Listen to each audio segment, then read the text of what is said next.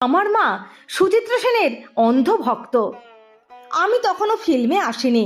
মা বাবার সঙ্গে কলকাতা এসেছিলাম একটা পারিবারিক অনুষ্ঠানে যোগ দিতে।